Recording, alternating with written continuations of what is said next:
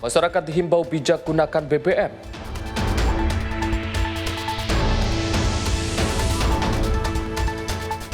Gerak cepat TNI atasi gempa Sulawesi Utara.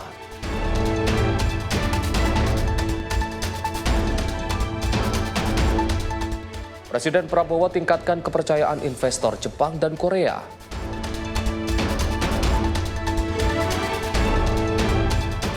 Ledakan SPBE sebabkan 17 orang alami luka bakar.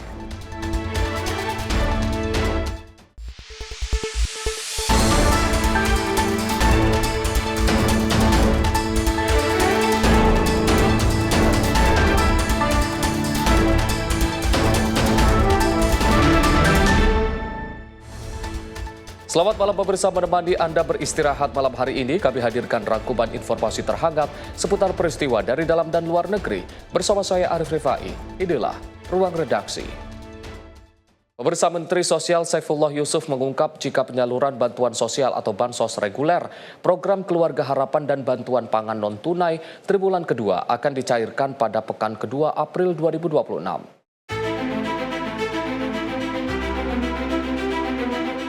Kementerian Sosial atau Kemensos memastikan penyaluran bantuan sosial atau bansos reguler, yakni program Keluarga Harapan atau PKH, untuk triwulan kedua akan dimulai pada pekan kedua April 2026. Percepatan penyaluran ini merupakan hasil dari pemuktahiran data penerima manfaat yang lebih efisien. Kemensos juga telah menggunakan data Tunggal Sosial Ekonomi Nasional atau DTSN dari Badan Pusat Statistik atau BPS yang diterima lebih awal dibandingkan periode sebelumnya. Namun jika sebelumnya data keluarga penerima manfaat atau PKM baru diterima Kemensos setiap tanggal 20, kini jadwal tersebut dimajukan menjadi tanggal 10 pada bulan April, Juli, dan juga Oktober. Alhamdulillah kita juga menyepakati beberapa hal. Yang pertama, biasanya data itu kita terima pada tanggal 20 di setiap triwulan pertama, triwulan kedua, triwulan ketiga gitu. Tapi alhamdulillah ini kita majukan untuk kita terima tanggal 10 Januari, nanti kemudian 10 April dan seterusnya. 10 Juli dan 10 September gitu ya. Atau Oktober, 10 Oktober. Jadi setiap tanggal 10 nanti kami terima dan hasil pemutakhiran itu yang akan kami jadikan pedoman untuk menyalurkan bansos setiap bulannya. Itu bansos reguler. Sementara untuk PBI itu kita perbaiki datanya berdasarkan usulan dan validasi bersama daerah setiap 1 bulan. Kemensos juga mengimbau para penerima manfaat bantuan untuk memanfaatkan bantuan tersebut secara bijak dan tepat sasaran, sesuai peruntukan sebagai instrumen perlindungan serta jaminan sosial. Dari Jakarta, Dio Malau, Simpo TV, melaporkan. Pemerintah menegaskan siswa SD hingga SMA tetap belajar tatap muka tanpa kegiatan daring. Semua jenjang pendidikan dasar dan menengah melaksanakan KBM normal 5 hari seminggu. Tetap melakukan kegiatan belajar mengajar secara tatap muka, yaitu luring secara normal di seluruh jenjang pendidikan dasar hingga menengah. Sementara untuk pendidikan tinggi semester 4 ke atas menyesuaikan dengan surat edaran dari Mendikti-Saintek. Pemerintah menegaskan kebijakan belajar tatap muka tetap diberlakukan untuk seluruh siswa SD, SMP, dan SMA tanpa kegiatan daring. Seluruh jenjang pendidikan dasar hingga menengah menjalankan KBM secara luring 5 hari dalam sepekan. Menteri Koordinator Bidang Perekonomian Erlangga Hartarto menambahkan kegiatan olahraga dan ekstrakurikuler juga tidak dibatasi. Sementara mahasiswa semester 4 ke atas menyesuaikan perkuliahan dengan surat edaran dari Menteri Pendidikan Tinggi, Sains, dan Teknologi.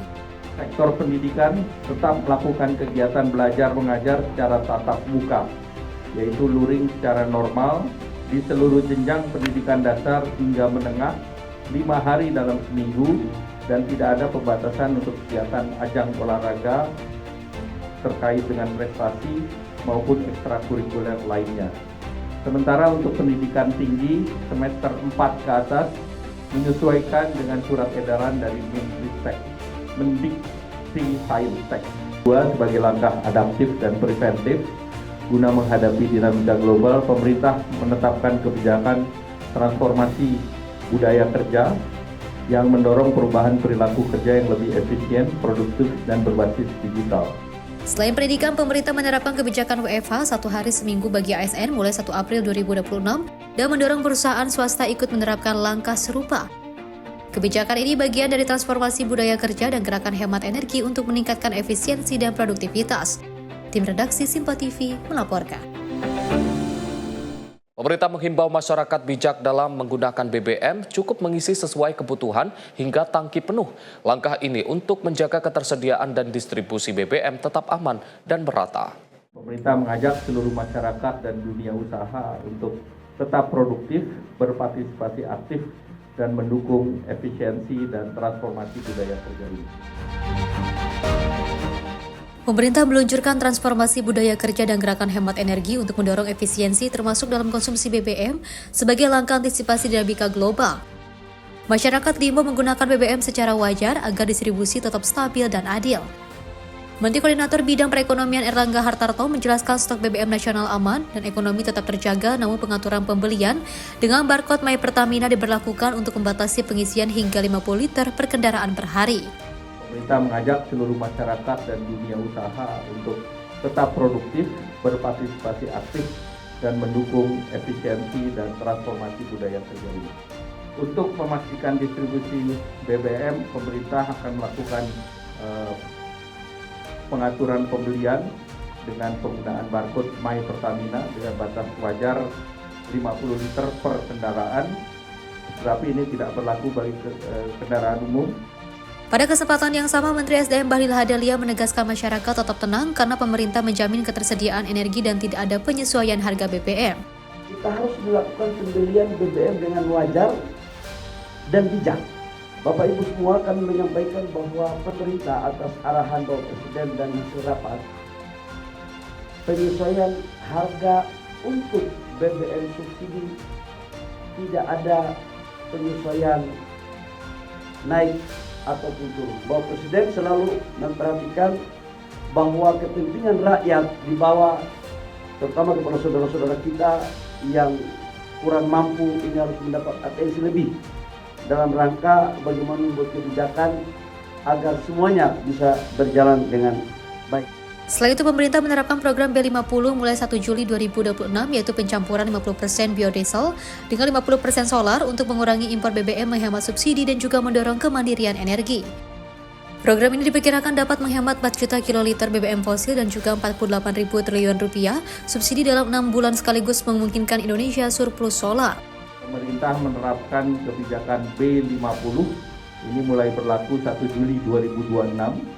Pertamina telah siap untuk mengimplementasikan blending dan ini berpotensi mengurangi penggunaan BBM berbasis fosil sebanyak 4 juta kiloliter dan ini dalam 1 tahun, tentu ini dalam 6 bulan ada penghematan dari fosil dan juga ada penghematan subsidi daripada biodiesel yang diperkirakan nilainya 48 triliun. Bahwa dengan implementasi B50 maka insya Allah di tahun ini kita akan mengalami surplus untuk solar kita. Jadi ini menjadi kabar baik begitu RDMP di Kalimantan Timur sudah kita operasi. Tim redaksi Simpo TV melaporkan. Pemirsa, Kementerian Pekerjaan Umum tengah menggodok optimalisasi penggunaan aspal buton olahan lokal untuk mengurangi ketergantungan impor bahan baku aspal dari negara Timur Tengah. Langkah ini dilakukan pasca efek domino yang ditimbulkan dari perang di Iran serta meningkatkan aspek swasembada aspal nasional. Menteri Pekerjaan Umum Dodi Hanggodo menjelaskan langkah strategis ini dinilai akan menyelamatkan cadangan devisa hingga 4,8 triliun rupiah per tahun, serta penambahan pemasukan pajak domestik sebesar 1,6 triliun rupiah per tahun, sekaligus mendorong pengembangan industri pengolahan aspal buton hingga memperkuat pengadaan aspal melalui e-katalog sehingga menjadi transparan dan juga teridentifikasi. Pernyataan ini disampaikan Dodi dalam acara silaturahmi Menteri Pekerjaan Umum dengan media di kantor pusat Kementerian Pekerjaan Umum Jakarta Kamis siang. Dengan digunakan aspal buton, industri pengolahan aspal buton menjadi lebih bersaing dan juga berkembang serta membuka peluang lapangan kerja di Indonesia. Untuk itu, Kementerian Pekerjaan Umum akan mendorong pemanfaatan komponen lokal melalui penggunaan aspal beton dalam konstruksi jalan nasional hingga mencapai minimal 30%. Bapak Ibu, rekan-rekan media yang saya banggakan dan saya hormati, peningkatan aspal beton olahan memberikan manfaat yang pertama dari sisi ekonomi makro. Potensi penghematan devisa negara akan mencapai sekitar 4 triliunan dan dengan penambahan penerimaan pajak sekitar hampir 2 triliun. Kedua, dari sisi industri, kebijakan ini akan mendorong tumbuhnya industri aspal beton domestik, menciptakan rantai pasok baru di dalam negeri dan memperkuat struktur industri nasional. Dari Jakarta, Max Munte, Azul Hakim, Simpo TV melaporkan. Pemirsa, pemerintah menyerahkan kebijakan WFH seminggu sekali bagi karyawan swasta kepada masing-masing perusahaan. Menteri Ketenagakerjaan Yasirli menyampaikan pelaksanaannya fleksibel dan tidak harus dilakukan pada hari Jumat. Menteri Ketenagakerjaan Yasirli menegaskan kebijakan work from home bagi karyawan swasta tidak bersifat wajib, melainkan hanya anjuran yang juga disesuaikan dengan kondisi masing-masing perusahaan. Pelaksanaan WFH termasuk penentuan hari kerja sepenuhnya menjadi kewenangan dari perusahaan. Yasirli menjelaskan perusahaan boleh mengikuti pola WFH aparatur sipil negara pada hari Jumat, namun hal itu tidak harus diterapkan. Pemerintah sendiri mengimbau WFH dilakukan 1 hari dalam sepekan untuk mendorong efisiensi energi dan juga adaptasi pola kerja baru tanpa mengganggu produktivitas. Untuk pekerja swasta sifatnya itu hanya anjuran. Ya, ketika banyak pilihan hari, maka kemudian ketika kita ingin inline dengan teman-teman ASN itu pilihannya itu bisa hari Jumat. Tapi masing-masing perusahaan tentu memiliki karakteristik kekhasan masing-masing sehingga teknisnya kita kembalikan kepada perusahaan masing-masing. Teknis WFH itu diserahkan kepada perusahaan. Ya, jadi kalau tadi pertanyaan apakah hari Jumat, ya kita serahkan kepada masing-masing perusahaan. Ketika ada pilihannya, ya, ketika kemudian ya, ada pilihan untuk kita bisa sejalan dengan himbauan untuk ASN, maka pilihan hari Jumat itu ada. Kita ingin menjadikan momentum saat ini sebagaimana arahan dari Pak Presiden, cara baru, cara lebih bijak ya, dalam ya, optimasi pemanfaatan energi menuju kepada ketahanan energi nasional. Pada kesempatan yang sama, Yasirli berharap kebijakan ini dapat mendukung penghematan energi dan juga menjaga stabilitas ekonomi nasional. Kebijakan dalam Surat Edaran Nomor 6 Tahun 2026 tersebut juga mendapat dukungan dari serikat pekerja dan pengusaha dengan catatan hak pekerja tetap terlindungi serta kolaborasi semua pihak terus diperkuat. Tim redaksi Simpo TV melaporkan. Dewan Pimpinan Pusat Asosiasi Analis Kebijakan Indonesia menggelar kegiatan diskusi publik yang bertemakan Gerakan Transformasi Budaya Kerja Baru berbasis keberlanjutan, langkah kecil, dampak besar.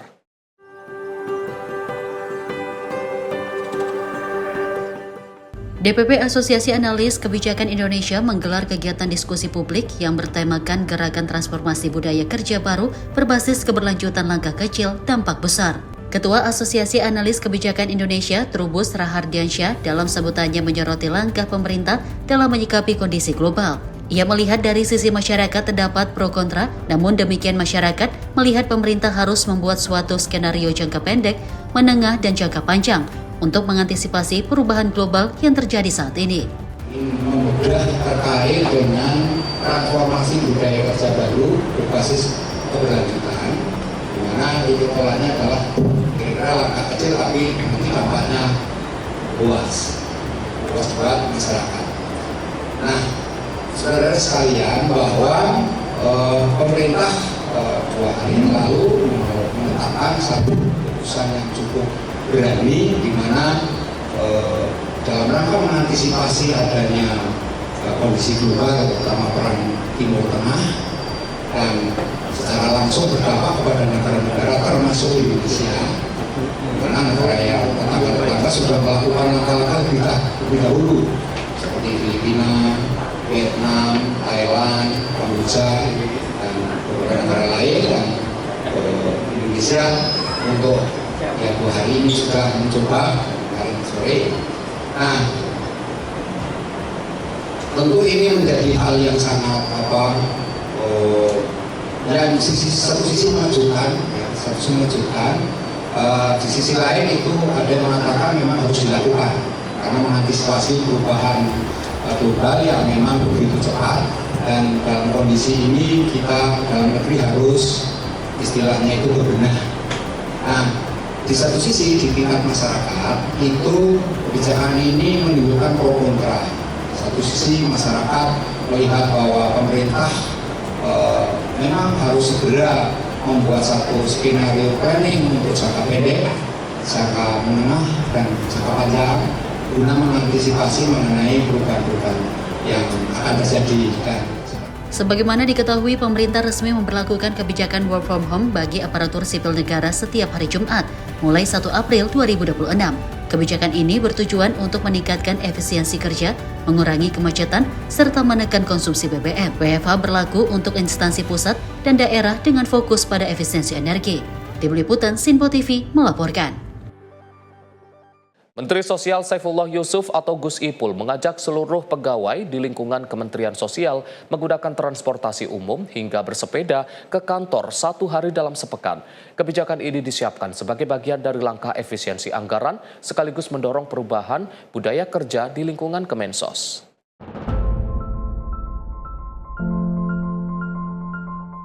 Mensos Saifullah Yusuf atau Gus Ipul mengajak seluruh pegawai di lingkungan Kementerian Sosial menggunakan transportasi umum hingga bersepeda ke kantor 1 hari dalam sepekan. Ia menjelaskan skema tersebut masih akan dibahas lebih lanjut terkait hari pelaksanaannya antara hari Rabu atau hari Kamis. Menurutnya langkah ini diharapkan bisa menjadi bagian dari penghematan yang dilakukan Kemensos di tengah kebijakan efisiensi yang tengah dijalankan pemerintah. Sehari dalam 1 minggu itu nanti kita akan mencoba untuk mengajak seluruh karyawan bisa menggunakan transportasi umum menuju ke kantor atau menggunakan sepeda atau juga menggunakan mobil listrik. Ya, itu yang kita harapkan 1 hari dari seminggu.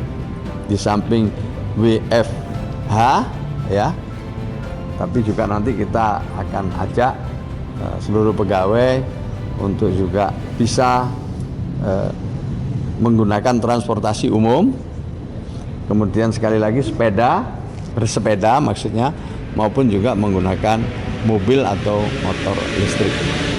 Ini nanti akan kita bahas lebih lanjut ya, harinya apa hari Rabu atau hari Kamis. Dengan begitu ini mudah-mudahan menjadi bagian dari penghematan yang bisa dilakukan oleh Kementerian Sosial. Jadi WFH penuh kecuali sekolah rakyat, Poltekesos, sentra, balai atau Comment Center Kementerian Sosial. Itu tetap memberikan tetap yang sifatnya layak. Selain itu, Kemensos juga turut menerapkan kebijakan work from home penuh setiap hari Jumat bagi seluruh pegawai, sebagaimana arahan pemerintah pusat. Meski demikian, sejumlah unit layanan tetap diwajibkan bekerja dari kantor, diantaranya Sekolah Rakyat, Politeknik Kesejahteraan Sosial, sentra, balai, serta Comment Center yang berkaitan langsung dengan pelayanan publik. Dari Jakarta, Dio Malau, Sinpo TV melaporkan. Pemirsa, viral guru SMP di Bojonegoro, Jawa Timur berangkat dan pulang ke sekolah dengan olahraga lari untuk menghemat BBM.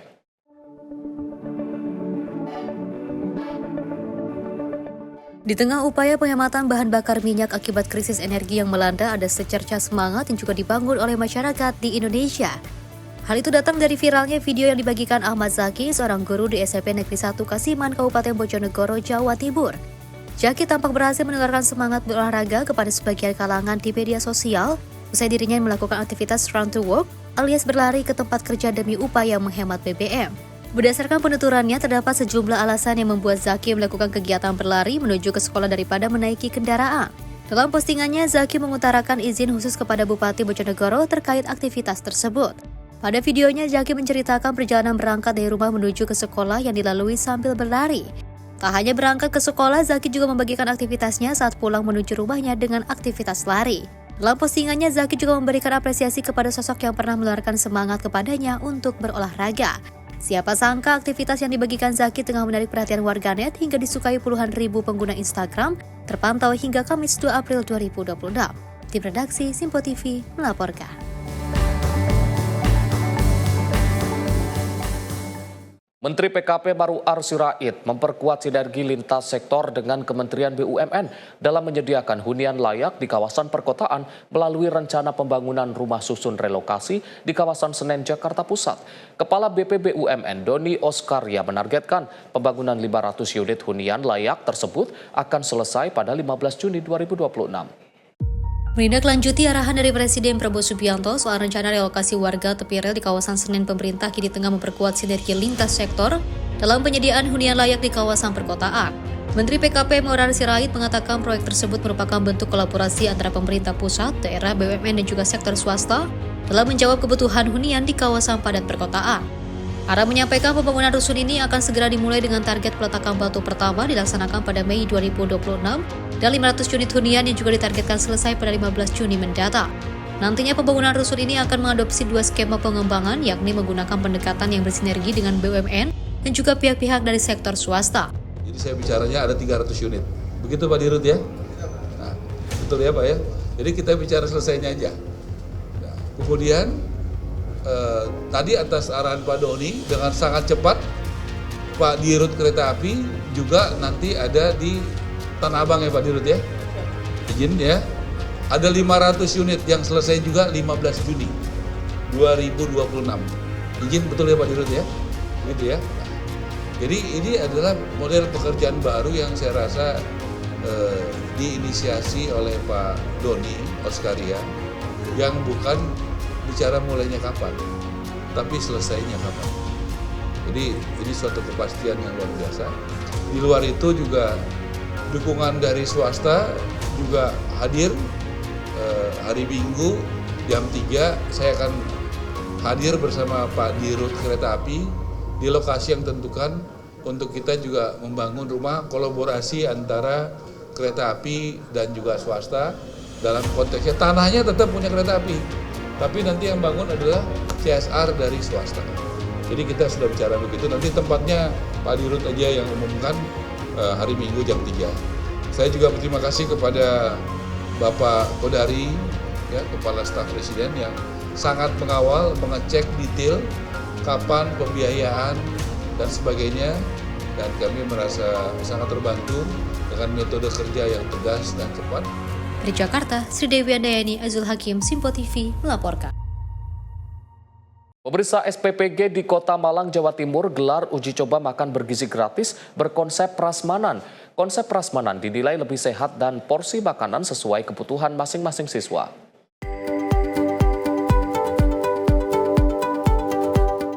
Uji coba MBG Prasmanan digelar di Madrasah Ibtidaiyah Negeri Min 2 Sukun, Kota Malang, Jawa Timur. Uji coba digelar pada Kamis siang saat istirahat jam pelajaran. Menurut Kepala SPPG Yayasan Batik Celaket, dengan konsep prasmanan, makanan yang disajikan masih hangat dan mengurangi resiko basi. Selain itu, porsi yang diambil menyesuaikan kebutuhan masing-masing siswa. Jadi karena distribusinya itu langsung, kan biasanya kita bertahap.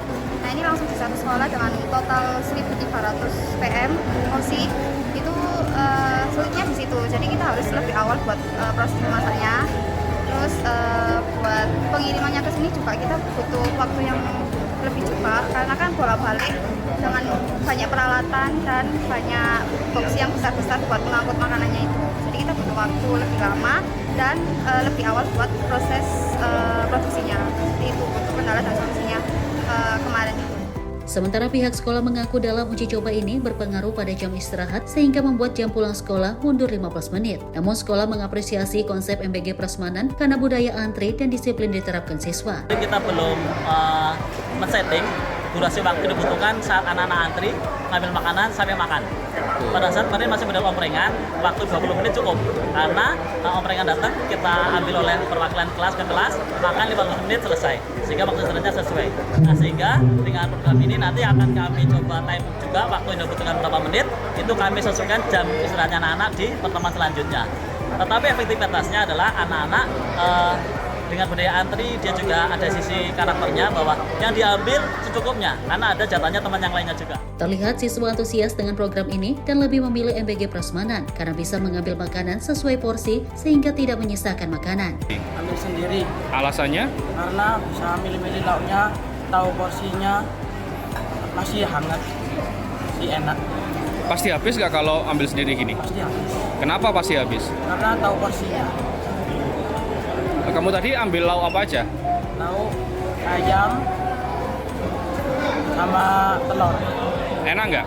Enak. Makan bergizi gratis berkonsep prasmanan rencananya akan diuji coba di beberapa sekolah dan hasil evaluasi nanti akan menentukan apakah dilakukan setiap hari atau berkala. Dari Malang, Jawa Timur, Tim Liputan Sinpo TV melaporkan. Pemirsa, informasi lainnya akan kami hadirkan usai jeda. Tetaplah bersama kami di Ruang Redaksi.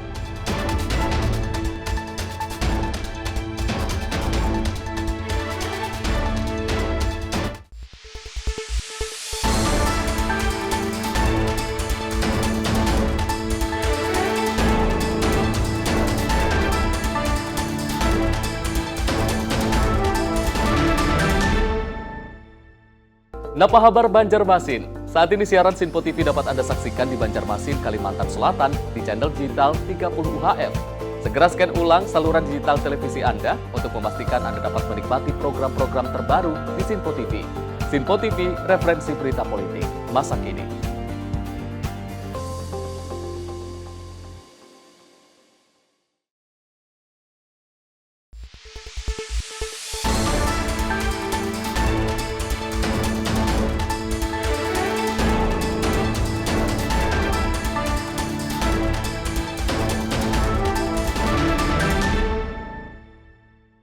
Pemirsa, Anda kembali menyaksikan Ruang Redaksi. Gempa berkekuatan magnitudo 7,6 mengguncang Sulawesi Utara dan Maluku Utara Kamis pagi. Badan Nasional Penanggulangan Bencana mencatat 1 orang meninggal dunia dan 1 lainnya luka ringan. 7 wilayah ditetapkan siaga tsunami dan 1 wilayah di Kepulauan Sangihe berstatus waspada.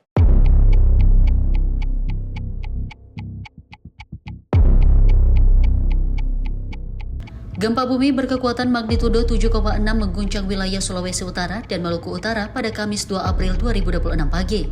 Badan Nasional Penanggulangan Bencana mencatat 1 orang meninggal dunia dan 1 lainnya luka ringan akibat peristiwa ini. Gempa ini juga memicu peringatan tsunami di sekitar wilayah terdampak. Kepala BNPB Letjen TNI Suharyanto menyebut sejumlah korban dan kerusakan masih tergolong terbatas berdasarkan data sementara. Saya Abdul Muhari, Kepala Pusat Data Informasi dan Komunikasi Kebencanaan BNPB. Pagi hari tadi, kita sama-sama mengetahui telah terjadi gempa dengan magnitudo 7,6 kedalaman 33 km di lepas pantai Bitung, Sulawesi Utara. Titik pusat gempa berada di tengah-tengah perairan antara pesisir timur Sulawesi Utara dan pesisir barat Maluku Utara. BNPB telah menerima informasi adanya kenaikan muka air laut di beberapa tempat alat pengukuran pasang surut sepanjang pesisir timur Sulawesi Utara dan pesisir barat Maluku Utara. Ketinggian air yang teramati berkisar dari 10 hingga 76 cm sehingga kami pastikan telah terjadi tsunami minor. Kemudian untuk dampak gempa, BNPB sudah menerima informasi 1 korban jiwa akibat tertimpa reruntuhan di gedung KONI Kota Manado. Kami menghimbau kepada saudara-saudara kami, baik itu di Kota Manado, Kota Bitung, Minahasa Utara, Kota Ternate, jangan kembali memasuki dulu gedung-gedung fasilitas publik, perkantoran, fasilitas umum, fasdik, fasilitas pendidikan, sekolah, dan seterusnya, faskes, fasum,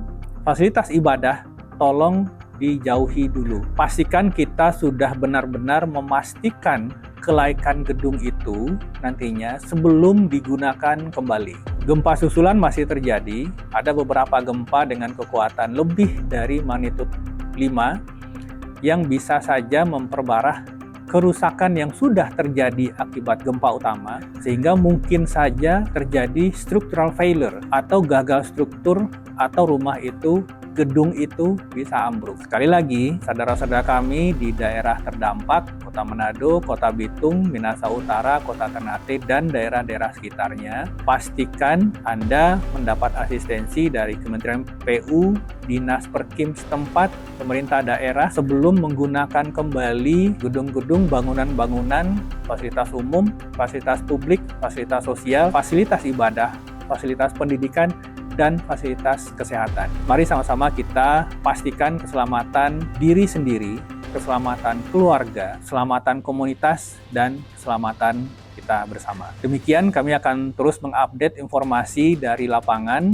Kami sampaikan Kepala BNPB juga akan ke lokasi ke Sulawesi Utara dan Maluku Utara siang ini, sehingga kita harapkan sore nanti kita sudah mendapatkan gambaran utuh untuk dukungan-dukungan pengerahan sumber daya, logistik, alat perangkat yang kita butuhkan untuk penanganan tanggap darurat bencana gempa.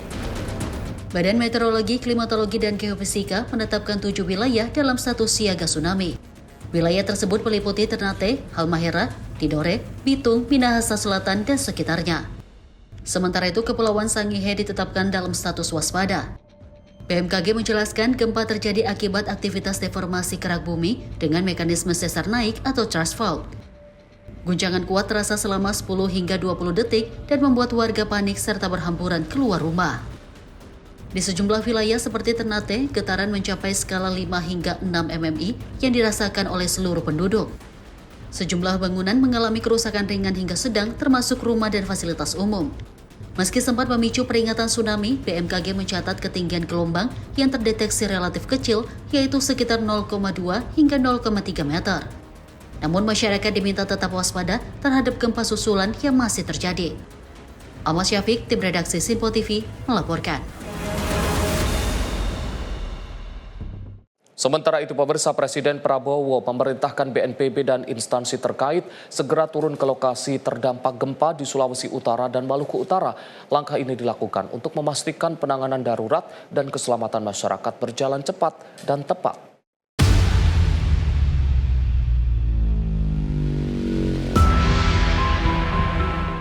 Pemerintah menindaklanjuti gempa berpotensi tsunami yang mengguncang perairan Bitung, Sulawesi Utara, dan Maluku Utara pada Kamis 2 April 2026.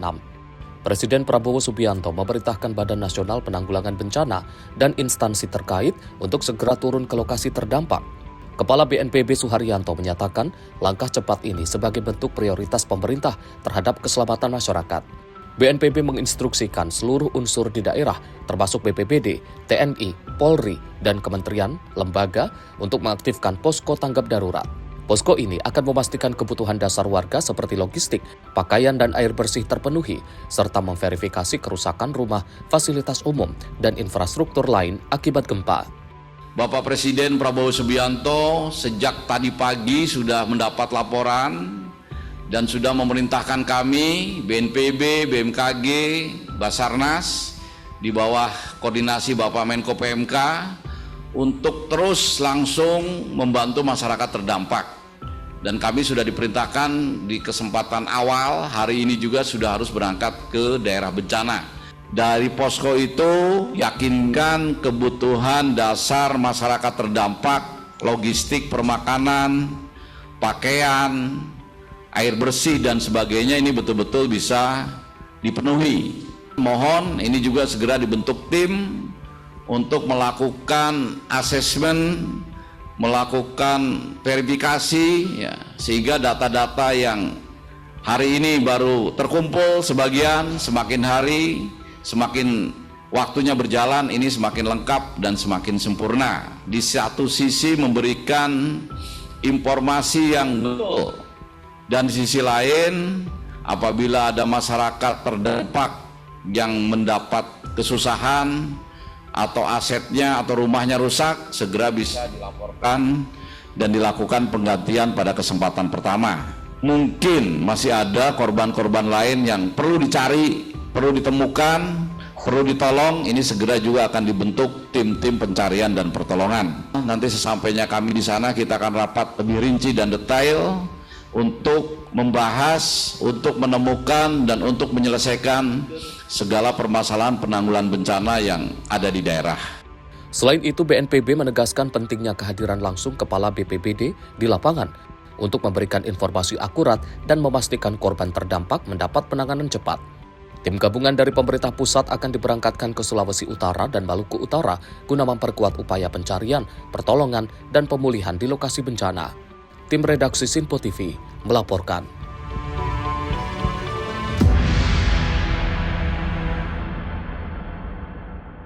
Kepala BNPB Suharyanto memastikan pemerintah membentuk tim khusus untuk menghitung dampak kerusakan gempa di Sulawesi Utara dan Maluku Utara.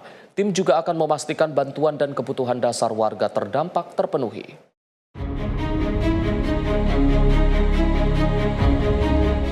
Kepala BNPB Suharyanto menyatakan pemerintah bergerak cepat menanggapi gempa bumi magnitudo 7,6 yang mengguncang Sulawesi Utara dan Maluku Utara. Ia memastikan tim khusus segera dibentuk untuk memverifikasi dan menghitung dampak kerusakan, sekaligus memastikan kebutuhan dasar masyarakat terdampak terpenuhi. Selain membentuk tim asesmen, BNPB meminta jajaran daerah, TNI dan Polri segera mendatangi warga terdampak, memberikan informasi akurat, serta menindaklanjuti laporan kerusakan rumah dan aset. Upaya pencarian dan pertolongan juga disiapkan menyusul laporan korban jiwa dan potensi evakuasi lebih lanjut. Hari ini baru terkumpul sebagian, semakin hari, semakin waktunya berjalan, ini semakin lengkap dan semakin sempurna. Dan di sisi lain, apabila ada masyarakat terdampak yang mendapat kesusahan atau asetnya atau rumahnya rusak, segera bisa dilaporkan dan dilakukan penggantian pada kesempatan pertama. Sesuai petunjuk Bapak Presiden lewat Sekretaris Kabinet, kami tim gabungan dari pusat di bawah koordinasi BNPB ini akan segera hadir baik di Maluku Utara dan Sulawesi Utara. Tentu saja ini adalah rapat awal, nanti sesampainya kami di sana kita akan rapat lebih rinci dan detail untuk membahas, untuk menemukan dan untuk menyelesaikan segala permasalahan penanggulangan bencana yang ada di daerah. Tim gabungan pusat di bawah koordinasi BNPB akan turun langsung ke lokasi terdampak untuk rapat lanjutan dan merumuskan langkah penanganan yang lebih rinci. Suharyanto menegaskan koordinasi dengan pihak daerah akan memastikan seluruh proses penanggulangan bencana berjalan optimal. Tim redaksi Sinpo TV melaporkan. Pemirsa, Kementerian Pekerjaan Umum memastikan kondisi infrastruktur umum aman usai gempa berkekuatan 7,6 magnitudo di Provinsi Maluku Utara dan Sulawesi Utara. Meski tergolong aman, kondisi bangunan dipastikan rusak di Maluku Utara dan tanah longsor di Gorontalo pasca gempa yang terjadi.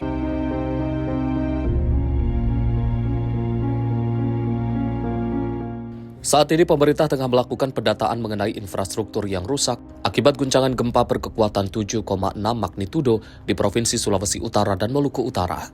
Menteri Pekerjaan Umum Dodi Hanggodo menjelaskan laporan sementara infrastruktur jalan di sejumlah wilayah kedua provinsi masih berfungsi dengan normal. Kondisi infrastruktur jalan kedua provinsi tergolong normal, namun kerusakan terhadap bangunan terjadi di Provinsi Maluku Utara dengan kerusakan dominan di bagian kaca. Meskipun proses pendataan masih berlangsung, Dodi menekankan pemerintah siap untuk menangani potensi kerusakan signifikan yang ditimbulkan, serta akan menetapkan langkah darurat apabila diperlukan. Nantinya jembatan sementara di Gorontalo segera dibangun, mengingat dampak gempa yang ditimbulkan, yakni longsor dan rusaknya jembatan. Untuk Minahasa Utara, Bitung, sementara ini jalan jembatan masih aman. Terus yang kena memang di kantor kami di Maluku Utara semua kaca pecah. Jadi hari ini teman-teman di Balai Jalan Nasional Maluku Utara sedang work from home sambil mengikuti arahan dari BMKG dan BPBD setempat. Untuk yang di Gorontalo, sementara waktu memang ada beberapa ruas jalan yang terkena masalah dan ada beberapa longsor.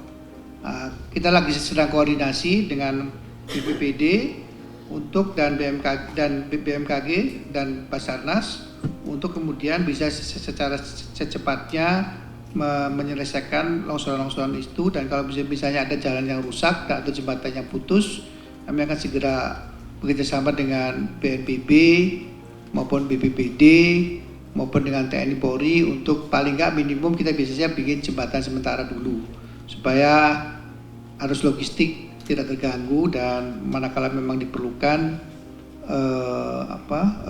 nanti berikutnya kita akan bikin yang lebih permanen. Tapi sementara waktu kita kejar dulu supaya arus pergerakan manusia atau arus logistik tidak terganggu gitu Mas. Diketahui gempa berkekuatan 7,6 magnitudo tersebut terjadi pada pagi hari pukul 5 dan 6 pagi di perairan Bitung hingga Maluku Utara, serta terasa di Gorontalo. Dari Jakarta, Max Munte, Azizul Hakim, Sinpo TV, melaporkan.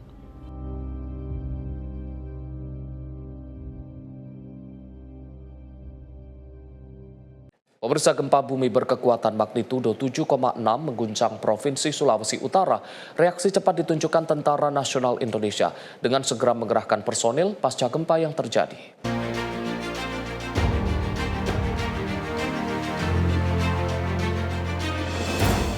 Reaksi cepat ditunjukkan Tentara Nasional Indonesia dengan segera mengerahkan personil pasca gempa yang terjadi pada Kamis 2 April 2026. Prajurit dari Kodam 13 Merdeka diterjunkan ke sejumlah daerah terdampak, khususnya di Kota Manado dan Kota Bitung. Berbagai upaya dilakukan mulai dari evakuasi korban, pendataan kerusakan, hingga pembersihan puing-puing bangunan. Dan Rem 131 Santiago, Brigjen TNI Martin Susilo Martopo, menyebutkan di Kota Manado kerusakan terjadi di terminal, serta IGD rumah sakit pecah dan sebagian dinding mengalami kerusakan. Sementara di wilayah Minahasa, dilaporkan beberapa rumah warga mengalami kerusakan.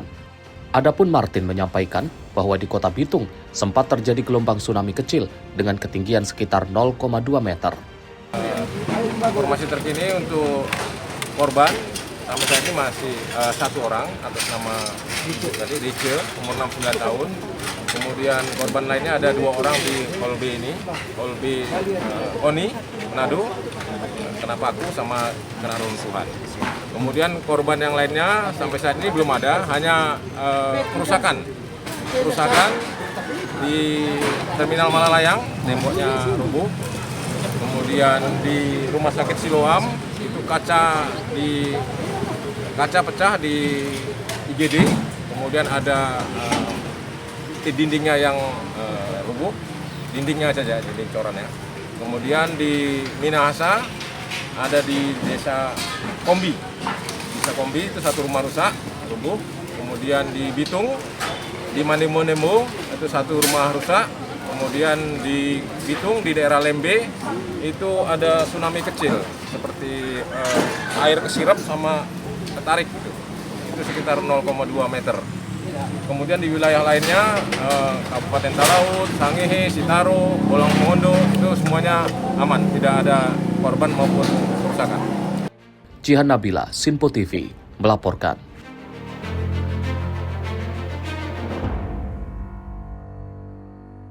Anggota Komisi 5 DPR Sujatmiko menanggapi perihal gempa 7,6 magnitudo hingga berpotensi tsunami di wilayah Maluku Utara dan wilayah Sulawesi Utara pada Kamis pagi. Dirinya menghimbau agar masyarakat menjauhi wilayah pantai serta mencari titik lokasi yang aman.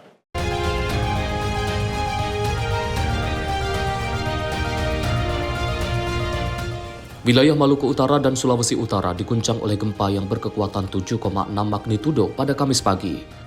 Bahkan, Badan Meteorologi, Klimatologi, dan Geofisika atau BMKG memprediksi akan terjadinya potensi tsunami. Merespon hal ini, anggota Komisi 5 DPR, Sujatmiko, kepada stakeholder terkait untuk melakukan mitigasi perihal adanya korban ataupun infrastruktur yang rusak akibat gempa. Dirinya berharap setelah insiden gempa tersebut tidak ada memakan korban jiwa maupun infrastruktur yang rusak parah. Ya, jadi gempa yang terjadi di Sulawesi Utara itu di 30 sampai 60 km ya di laut ya. Jadi memang peringatan dininya tidak terjadi potensi tsunami, tapi hanya di warning jika terjadi tsunami siap-siap, tapi tidak terjadi, alhamdulillah seperti itu. Jadi memang di utara ya, di utara Sulawesi Utara itu memang ada lempeng ya yang selalu bergerak ya. Alhamdulillah, jadi tidak terlalu berdampak besar kerusakannya di sana kira-kira itu. Jadi di Basarnas kita sudah koordinasi juga, Basarnas dengan cepat mengantisipasi jika ada kerusakan-kerusakan yang mengakibatkan orang hilang seperti itu ya, sudah sangat cepat. Posko-poskonya juga sudah bergerak seperti itu. Dan alhamdulillah sampai detik ini ya kan ya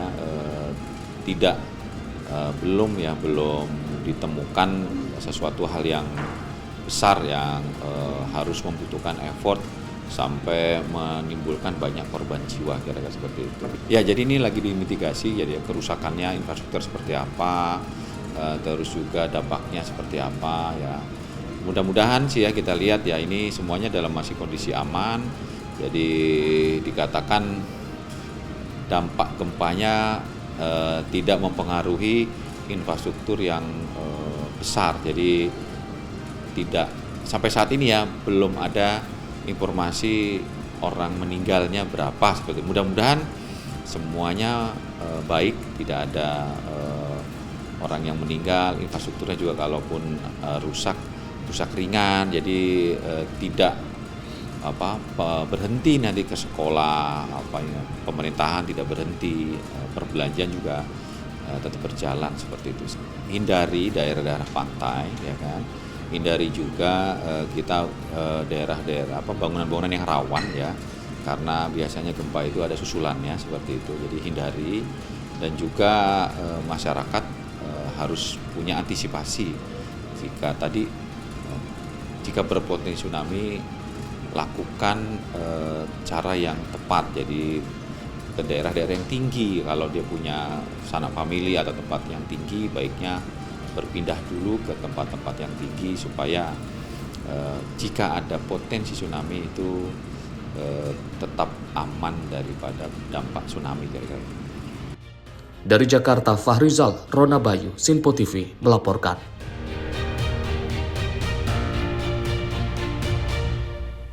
Pemirsa, Trump kecam NATO soal perang Timur Tengah. Informasinya usai jeda. Ruang redaksi segera kembali.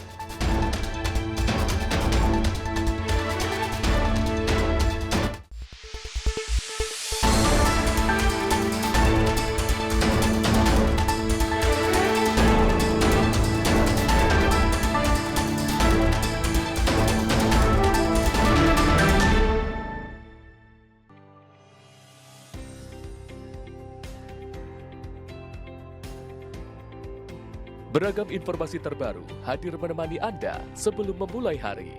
Waktu terbaik dengan rangkaian topik terpilih, dikemas dengan ulasan yang mendalam. Mengangkat isu yang tengah menjadi pembicaraan paling hangat, agar pagi Anda lebih semangat. Jadi pastikan pagi hari Anda lebih bermakna bersama rangkaian berita yang telah kami rangkum untuk Anda. Sembarakan pagi Anda bersama Menyapa Indonesia Pagi. Setiap Senin hingga Jumat pukul 5 pagi. Hanya di Sinpo TV.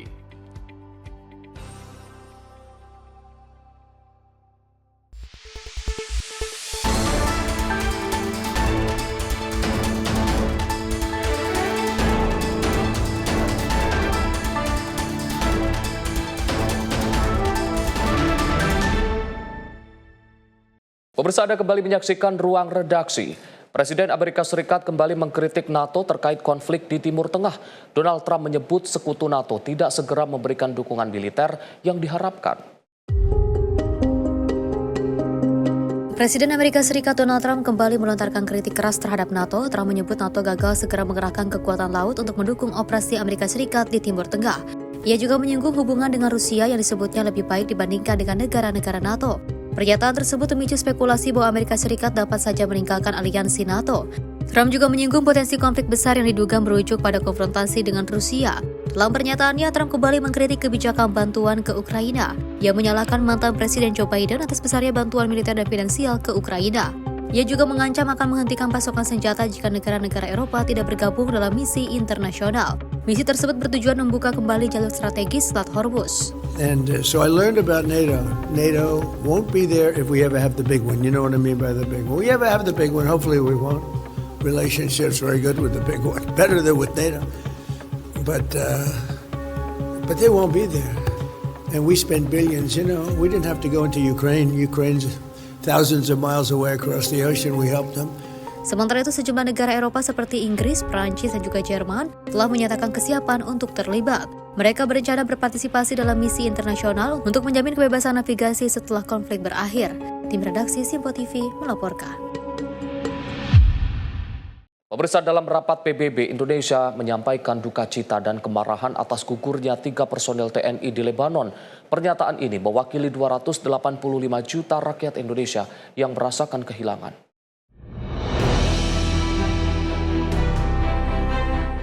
Indonesia menyampaikan duka cita dan kemarahan atas gugurnya 3 personil TNI dalam misi perdamaian di Lebanon.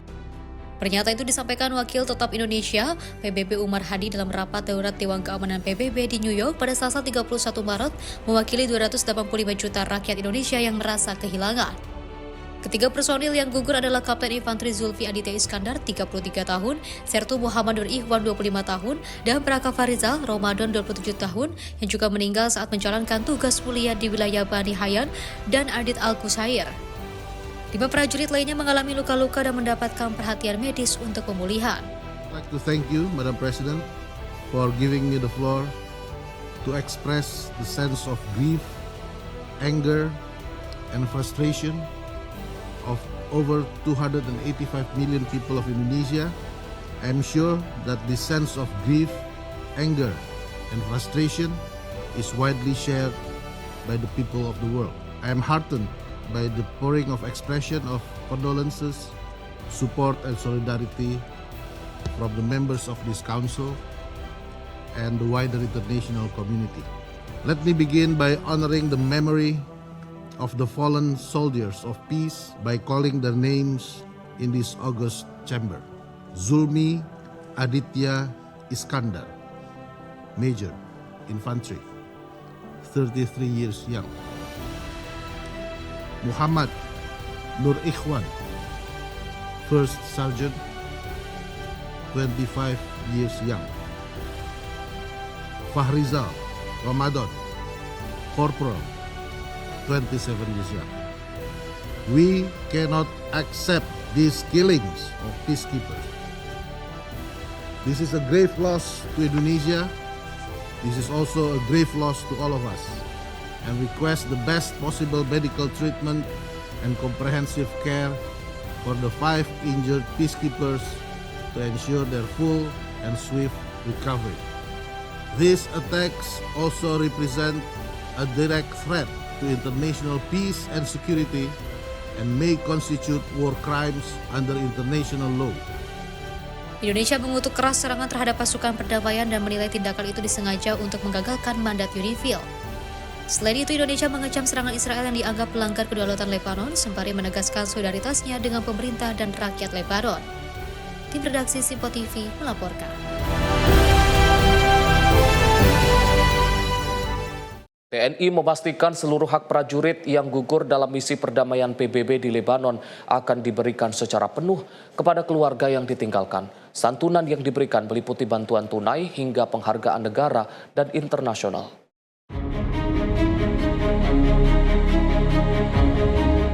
Panglima TNI Jenderal TNI Agus Subianto menegaskan negara hadir dan bertanggung jawab penuh terhadap prajurit yang gugur dalam menjalankan tugas perdamaian. Panglima TNI menyampaikan seluruh hak prajurit akan diberikan kepada keluarga sebagai bentuk penghargaan atas pengorbanan dalam menjaga perdamaian dunia. Kapten Infanteri Zulmi Aditya Iskandar akan menerima santunan sebesar 1.894 juta rupiah. Untuk Sertu Muhammad Nur Ikhwan menerima santunan sebesar 1.846 juta rupiah. Sedangkan Praka Farizal Ramadan menerima santunan sebesar 1.854 juta rupiah. Santunan tersebut terdiri dari berbagai komponen, diantaranya nilai tunai tabungan asuransi, santunan risiko kematian khusus, beasiswa untuk 2 anak, santunan dari PBB, dana WhatsApp, TWP-AD, personal accident, serta santunan dari perbankan. Selain santunan tunai, ketiga prajurit yang gugur juga mendapatkan kenaikan pangkat luar biasa anumerta dalam operasi militer selain perang. Mereka juga akan menerima penghargaan internasional berupa medali Dag Hammarskjöld dari Perserikatan Bangsa-Bangsa. Tak hanya itu, TNI juga memberikan gaji terusan selama 12 bulan meliputi gaji pokok, uang lauk pauk, dan juga tunjangan jabatan. Setelah masa tersebut, keluarga yang ditinggalkan akan menerima hak pensiun janda sesuai ketentuan yang berlaku. Langkah ini menjadi bentuk tanggung jawab negara serta penghargaan atas pengorbanan prajurit dalam menjaga perdamaian dunia. Jana Bila, Simpo TV melaporkan. Kita beralih ke informasi lain, pemirsa. Menteri Investasi dan Hilirisasi Rosan Roslani menilai kunjungan Presiden Prabowo ke Jepang dan Korea Selatan sangat produktif. Kunjungan ini berhasil meningkatkan kepercayaan investor global terhadap Indonesia.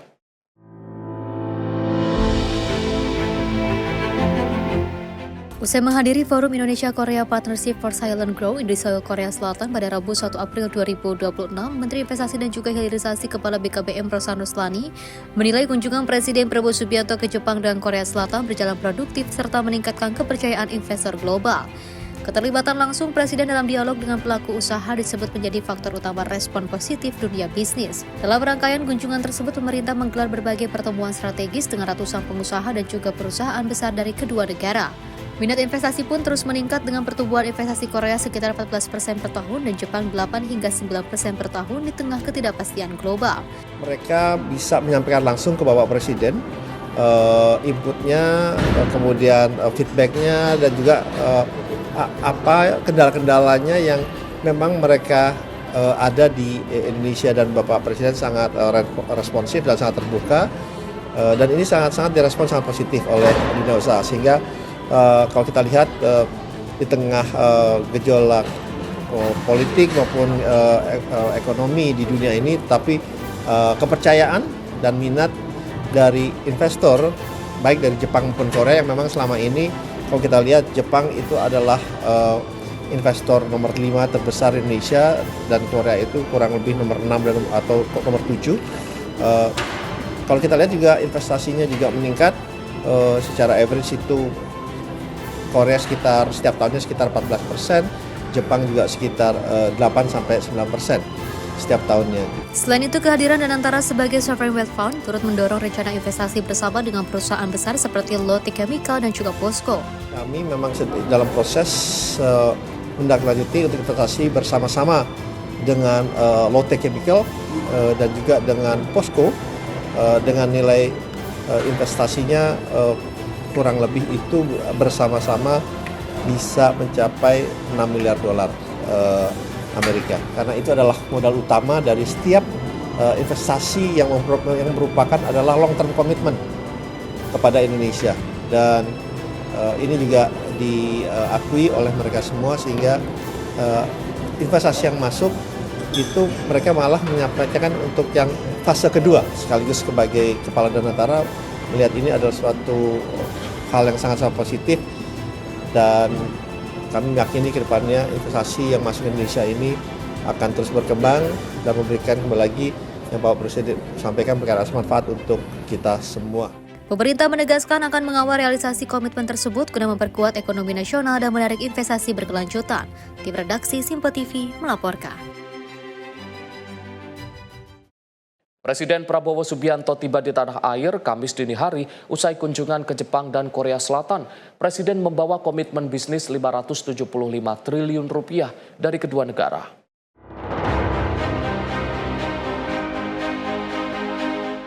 Presiden Prabowo Subianto telah kembali ke tanah air usai merampungkan kunjungan kenegaraan ke Jepang dan Korea Selatan.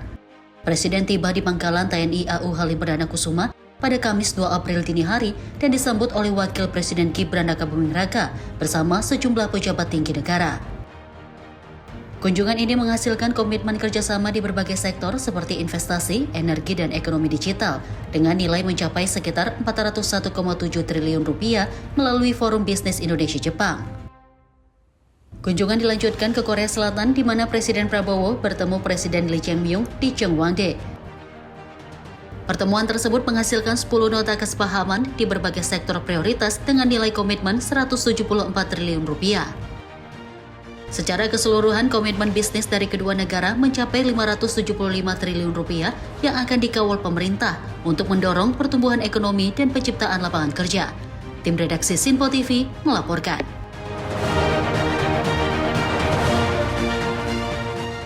Kita beralih ke informasi lain, pemirsa. Warga sebuah desa di Bolivia terpaksa menggunakan zipline darurat untuk beraktivitas setelah jembatan penghubung rusak akibat banjir. Kondisi ini membuat warga terisolasi selama berbulan-bulan dan harus menghadapi resiko besar setiap hari.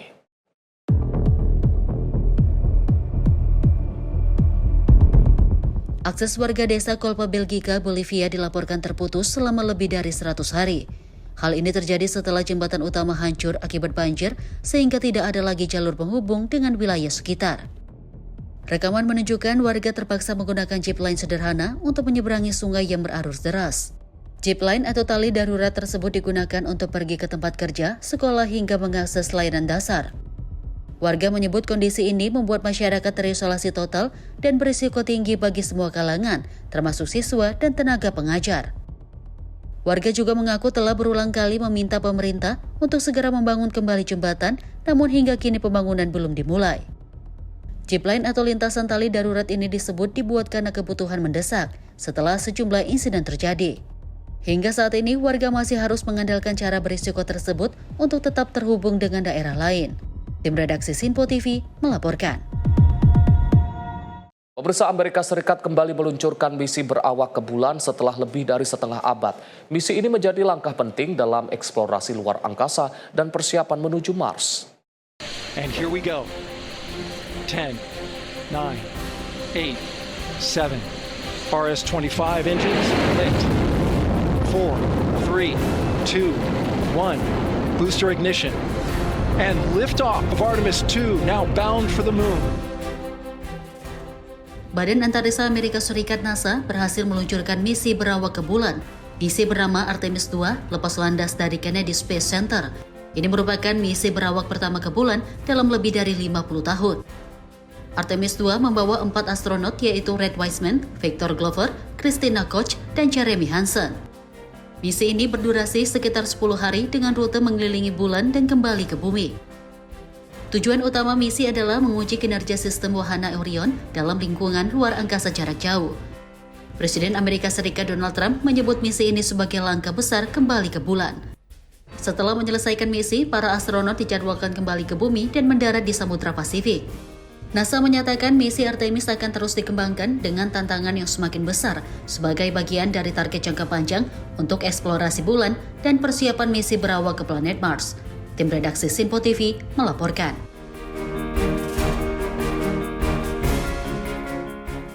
Kita beralih ke informasi kriminal. Pemirsa, seorang pedagang ketoprak menjadi korban pembacokan di kawasan Cengkareng, Jakarta Barat, Kamis dini hari. Akibat insiden tersebut, korban mengalami luka serius dan harus dilarikan ke rumah sakit untuk mendapatkan penanganan medis.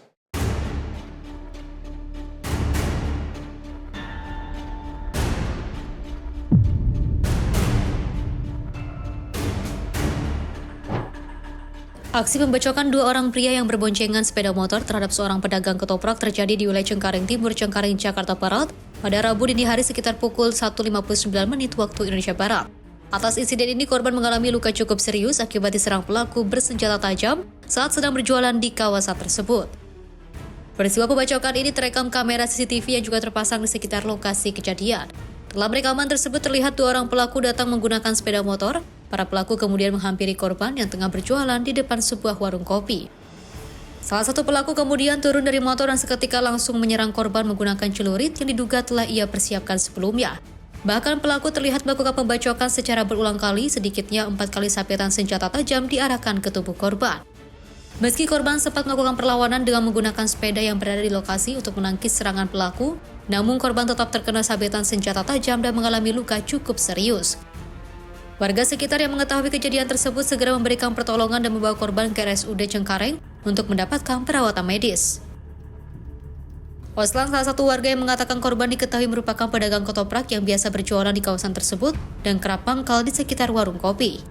Ia juga menyebut kejadian tersebut berlangsung pada dini hari saat situasi lingkungan relatif sepi. Lebih lanjut, Oslan juga menambahkan korban diketahui merupakan warga pendatang dan bukanlah penduduk setempat. Kemarin katanya infonya ada peristiwa pembacokan di wilayah ini, Pak. Benar, kejadian saya menurut informasi dari warga juga, banyak dapat berita dari orang juga. Benar di sini ada kejadian. Nah, katanya motifnya motif segitiga deh. Dia apa hingga segitiga apa gimana gitu. Tapi benar ada pembacokan sini, Pak ya? Tapi benar ada pembacokan. Yang korban itu kabarnya pedagang, Pak ya? Atau dagang ketoprak. Dagang ketoprak ya, Pak? Suka di wilayah sini? Betul. Itu dia, Pak, warga sini apa memang dia ngontrak aja? Kebetulan bukan warga sini. Dia ngontrak pun saya entah tahu di mana ngontrak. Dia tinggalnya di mana pun saya nggak tahu persis ya. Cuma yang saya tahu dia pedagang ketoprak yang sering mangkal di warkop. Di sini.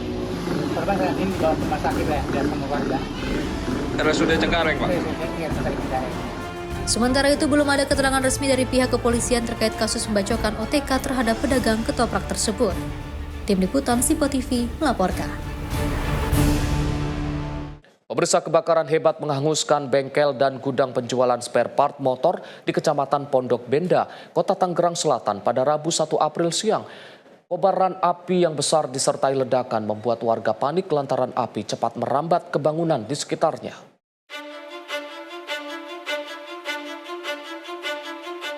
Kobaran api melahap seluruh bangunan bengkel dan gudang spare part motor di Jalan Raya Parakan. Material bengkel yang mudah terbakar membuat api sulit dikendalikan dan terdengar suara ledakan keras dari dalam bangunan. Tiupan angin kencang membuat api merambat ke lapak pedagang helm dan kelapa muda yang berada tepat di sebelah lokasi. Mulanya gitu kan keluar asap, kayaknya sih listrik. Lagi sepi, nggak terlalu ramai. Oh gitu. Ini apa bang yang kebakar bang? Bengkel? Iya, bengkel motor. Motor. Itu tadi asapnya dari mana? Dari belakang bagaimana? Asap iya dari belakang, Mas. Korsleting listrik. Tapi semua kabur semua bang, keluar. Semua. Nggak sempat dipadamin apa gimana bang? Bukan juga telat, tapi waktu udah besar gitu. Pekerjaannya ada berapa bang tadi bang? Ada 13 orang mekaniknya bang. Tapi semua udah keluar semua? Semua aman. Sejumlah petugas pemadam kebakaran kewalahan hingga meminta bantuan oksigen tambahan guna pernapasan. Pihak kepolisian sektor Pamulang pun langsung berkoordinasi dengan Dinas Kesehatan untuk penanganan medis di lokasi kejadian. Kebakaran saat ini nih kebakaran yang terjadi di ruko, yang dimana kebakaran itu tuh terkait bengkel motor, helm, serta pedagang kelapa muda. Penyebab sementara hasil wawancara kami kepada masyarakat yang melihat kejadian pertama itu konsleting listrik, tetapi kami juga akan melakukan penyelidikan apakah itu konsleting ataukah yang lainnya. Untuk korban untuk saat ini tidak ada, tetapi tadi petugas dari pemadam kebakaran karena apinya sangat besar sekali sehingga mereka kewalahan dan mereka meminta pertolongan pernapasan, dan kami juga sudah berkomunikasi dengan puskesmas dan kesehatan. Dan untuk arus lalin tadi saat terjadinya kebakaran sangat padat, tetapi kami juga sudah berkoordinasi juga dengan Polres Tangerang Selatan untuk mengatur arus lalin agar berjalan lancar dan seperti biasa. Untuk saksi-saksi, sementara ini kami sudah mengumpulkan pemilik toko dan pelaku usaha, sekitar ada 5, tetapi ini akan bertambah untuk saksi-saksi karena ini masih dalam pengumpulan oleh personil kami yang ada di lapangan. Meski tidak ada korban jiwa dalam musibah ini, kerugian material ditaksir mencapai miliaran rupiah. Dari Tangerang Selatan, jurnalis Info TV melaporkan.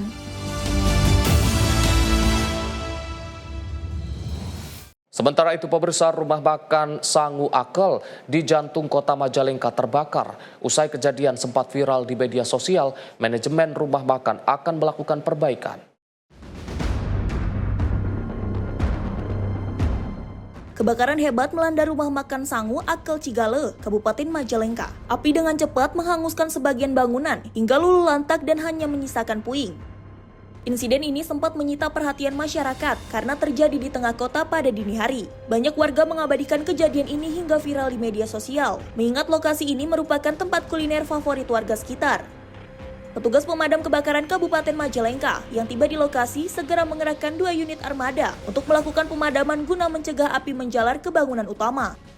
Si jago merah baru berhasil dijinakkan setelah proses pemadaman selama 40 menit. Laporan warga adanya kebakaran rumah makan Saung Akel. Tim mengerahkan 2 unit damkar melakukan pendinginan selama kurang lebih 40 menit. Dan dugaan sementara api berasal dari percikan bara kayu bakar. Sementara itu, pihak manajemen rumah makan menyatakan akan segera melakukan evaluasi dan perbaikan pada area dapur. Pengelola juga berencana untuk tidak lagi menggunakan tungku tradisional atau hawu dalam operasional mendatang. Nah, jadi si tungkunya ini ternyata udah dibersihin, bara udah dikeluarin semua, tapi ternyata masih ada hawa panas. di situnya tuh. Nah kebetulan di atas si bakar yang buat hawa tersebut itu ada kertas. Kita itu kertas biasanya digunakan buat nyalain api di tungkunya gitu. Nah ada kertas di situ, akhirnya barangnya panas, si kertasnya itu jadinya nyala. Kayak gitu jadilah kebakaran. Saat terjadi kebakaran, upaya yang dilakukan bagaimana itu? Kalau untuk upaya yang dilakukan untuk kedepannya tentu kita akan evaluasi atas kesalahan kami dan juga untuk rekan-rekan semua yang mungkin sama dengan kita ya yang memiliki hawu cukup berhati-hati lagi aja untuk kedepannya. Nah kalau kita sekarang alhamdulillah sekarang kita udah mulai renovasi untuk pengerjaan, insya Allah seminggu mungkin kurang lebih semingguan selesai. Meski tidak ada korban jiwa dalam peristiwa ini, namun kerugian material ditaksir mencapai puluhan juta rupiah. Dari Majalengka, Jawa Barat, jurnalis Info TV melaporkan. Pemirsa, ledakan SPBE sebabkan 17 orang alami luka bakar. Informasinya usai jeda, tetaplah bersama kami di ruang redaksi.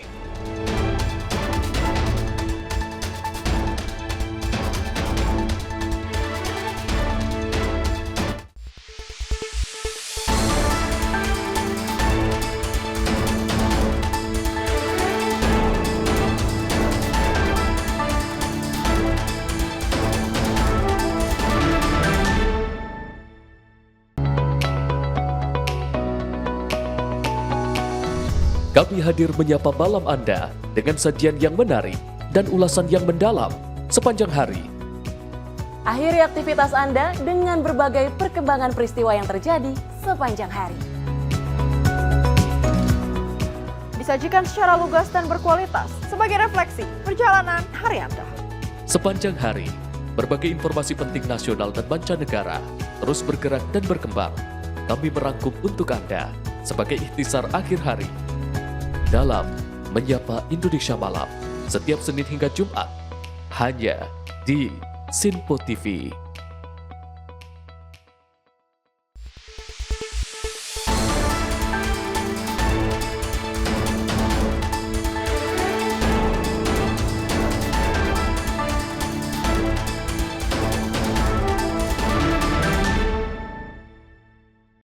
Pemirsa, Anda kembali menyaksikan Ruang Redaksi. Sebanyak 17 orang masih menjalani perawatan di sejumlah rumah sakit pasca insiden ledakan dan kebakaran di stasiun pengisian bulk LPG atau SPBE di Kelurahan Cimuning, Kecamatan Mustika Jaya, Kota Bekasi. Sebagian korban mengalami luka bakar cukup serius, bahkan di atas 50%, dan satu di antaranya dilaporkan dalam kondisi kritis.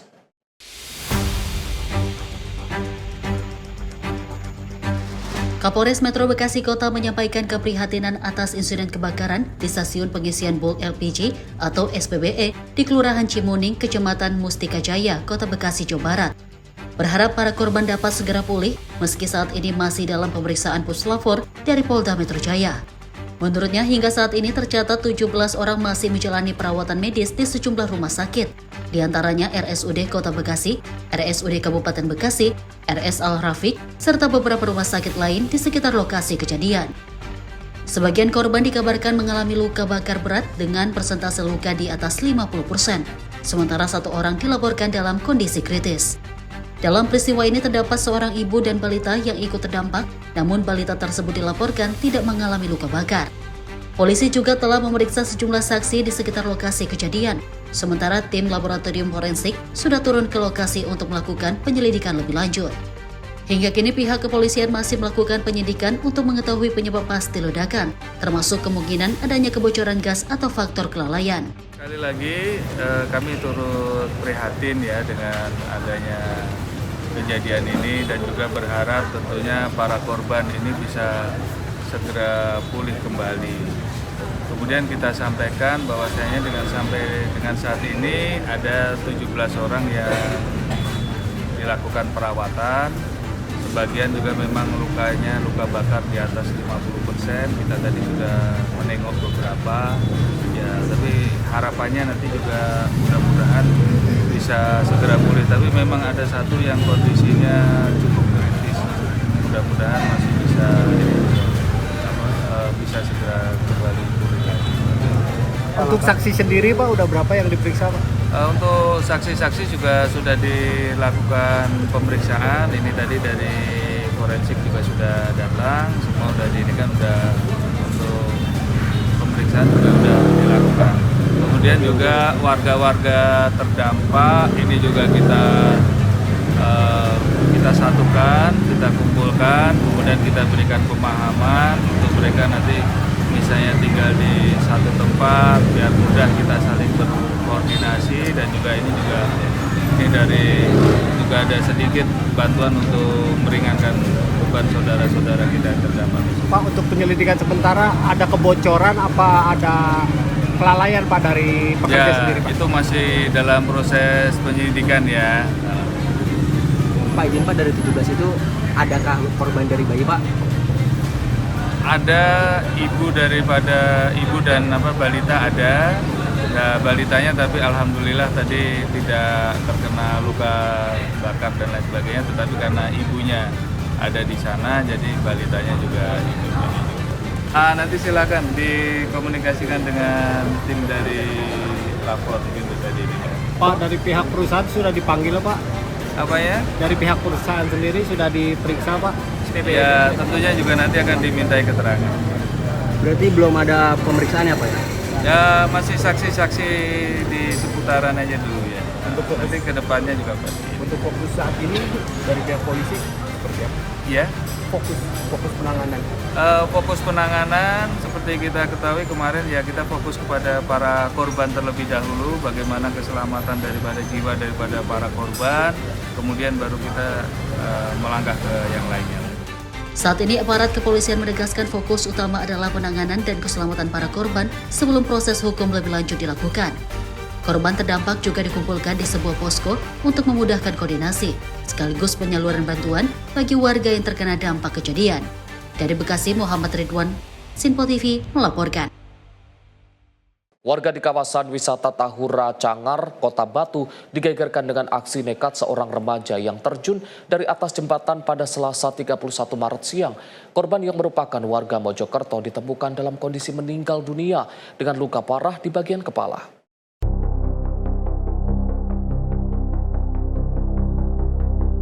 Sesosok jenazah laki-laki berinisial MMA usia 24 tahun ditemukan tergeletak di bawah jembatan Cangar, Desa Sumber Berantas, Kecamatan Bubi Aji, Kota Batu.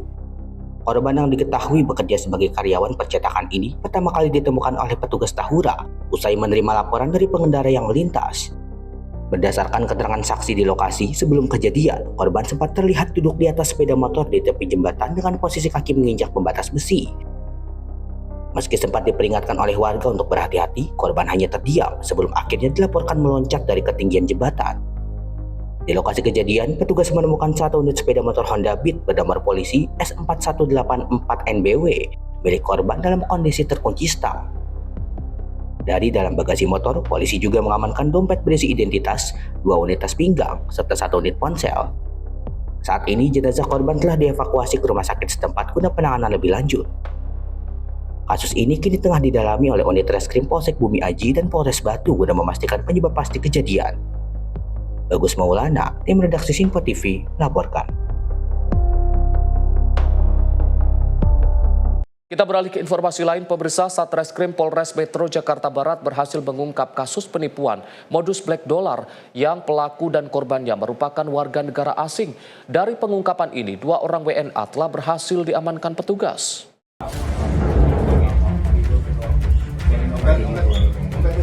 Polres Metro Jakarta Barat mengungkap kasus penipuan bermodus investasi black dollar yang juga menjerat seorang warga negara Korea Selatan dengan total kerugian mencapai sekitar 1,6 miliar rupiah. Dalam kasus ini, 2 tersangka warga negara asing telah diamankan, sementara 1 pelaku lainnya masih dalam daftar pencarian orang.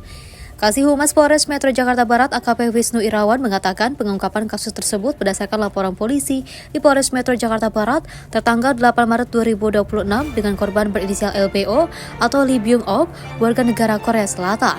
Peristiwa penipuan ini terjadi dalam rentang waktu September hingga Desember 2025 di kawasan Jalan Meruya Ilir, Kelurahan Meruya Selatan, Kembangan, Jakarta Barat. Tiga tersangka yang terlibat yaitu IDK alias CK, SDT alias CP, serta PL alias P yang masih buron. Korban terkena tipu daya pelaku mengingat uang $300 Amerika Serikat yang diberikan pelaku memang asli dan sengaja digunakan untuk memancing dan juga membangun kepercayaan korban. Setelah itu korban menyerahkan dana dalam jumlah besar sebagai investasi, namun uang yang dijanjikan ternyata tidak pernah ada dan hanya berupa tumpukan kertas hitam. Total kerugian korban dalam kasus ini diperkirakan mencapai sekitar 1,6 miliar rupiah. Polisi menyebut seluruh pelaku merupakan warga negara asing dan tidak ada keterlibatan warga negara Indonesia dalam kasus ini. Pihak kepolisian mengimbau masyarakat untuk lebih waspada terhadap penawaran investasi dari orang yang baru dikenal, terutama yang menjanjikan keuntungan besar dalam waktu singkat. Tim Liputan Simpo TV melaporkan. Satuan Reserse Narkoba Polres Metro Depok menggagalkan peredaran narkotika jenis sabu seberat 4 kg dan 100 butir ekstasi senilai 4 miliar rupiah. Seluruh barang bukti dimusnahkan petugas usai menjalani uji laboratorium Puslap 4 Polri.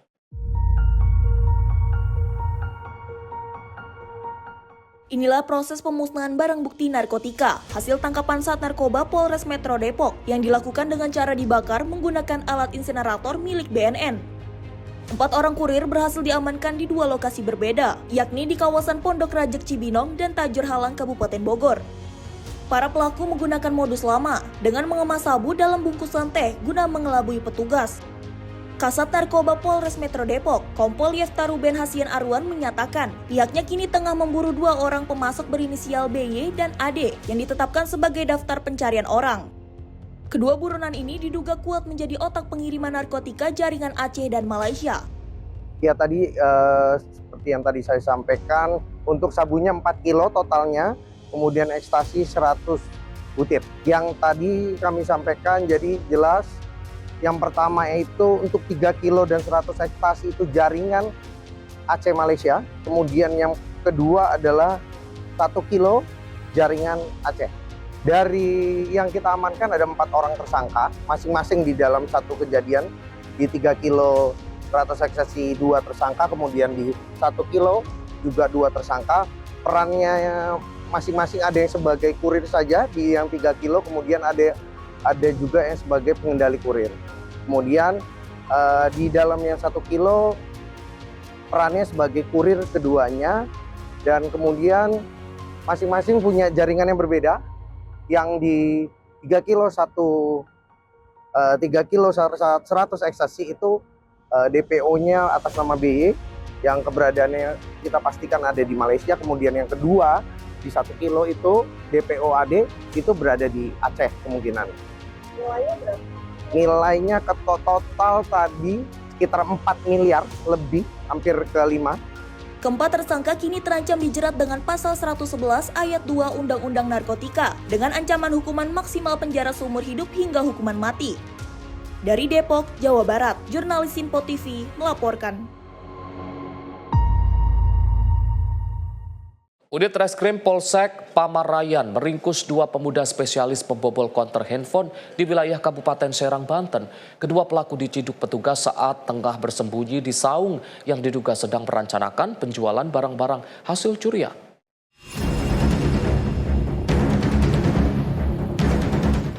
Inilah rekaman CCTV saat kawanan pencuri membobol sebuah konter handphone di Kampung Blokang, Desa Blokang, Kabupaten Serang. Peristiwa yang terjadi pada Jumat 27 Maret 2026 dini hari memperlihatkan modus pelaku yang tergolong nekat guna menggasak isi toko. Para pelaku berhasil masuk ke dalam toko dengan cara merusak tembok berbahan GRC. Satu pelaku bertugas masuk dan mengambil barang berharga, sementara satu rekannya bersiaga di luar untuk memantau situasi. Tanpa mereka sadari, seluruh aksi terekam jelas kamera pengawas. Menindaklanjuti laporan korban, unit Reskrim Polsek Pamarayan bergerak cepat dan berhasil mengidentifikasi kedua pelaku berinisial AR dan RA. Keduanya ditangkap tanpa perlawanan di wilayah Cikesal bersama barang bukti berupa laptop, handphone, hingga ratusan aksesori hasil kejahatan. Alhamdulillah, Polsek Pamarayan berhasil mengungkap tindak pidana pencurian dan pemberatan yang terjadi di Desa Blokang, Kecamatan Bandung.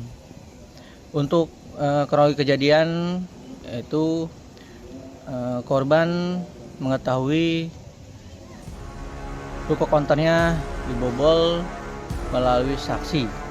Saksi menelpon korban bahwa konternya sudah dibobol. setelah korban membuat laporan pukul 13.00, kami melakukan penyelidikan terkait tindak pidana tersebut. Alhamdulillah pukul 16.00 kami berhasil melakukan pengungkapan dan mengamankan 2 orang pelaku tindak pidana pencurian pemberatan yang berinisial A dan berinisial R.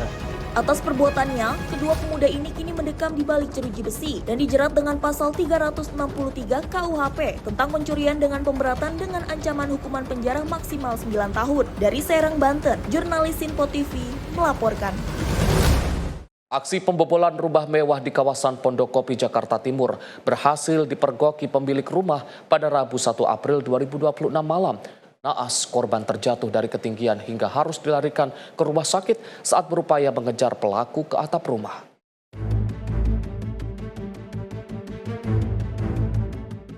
Warga di kawasan Taman Malaka Utara, Pondokopi, digegerkan dengan aksi pencurian di salah satu rumah mewah berlantai 2. Peristiwa ini bermula saat pemilik rumah tiba di kediamannya dan mendapati adanya orang asing di dalam rumah. Pelaku yang panik kemudian berupaya melarikan diri dengan memanjat ke atap rumah. Korban yang berupaya melakukan pengejaran justru mengalami nasib naas. Ia terjatuh dari ketinggian hingga mengalami luka-luka dan segera dievakuasi ke rumah sakit terdekat. Tak berselang lama, sejumlah personil kepolisian dari Polres Jakarta Timur dan Polsek Durensawit tiba di lokasi kejadian. Petugas langsung melakukan identifikasi dan olah TKP. Di lantai 2 rumah, kondisi kamar ditemukan dalam keadaan berantakan dan jendela kaca hancur dirusak pelaku. Menurut keterangan saksi, pelaku diduga berhasil menggasak sejumlah barang berharga sebelum akhirnya dipergoki.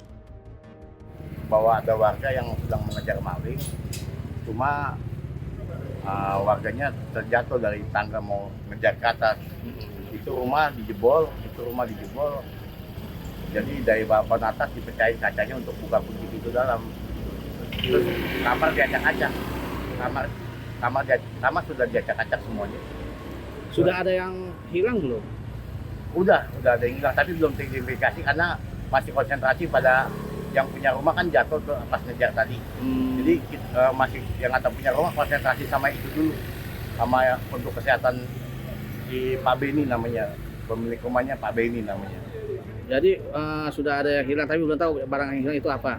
Belum istrinya, karena dia cuma berdua sama istrinya, anaknya kalau nggak salah kerjanya di daerah Cengkareng apa Serpong, saya lupa.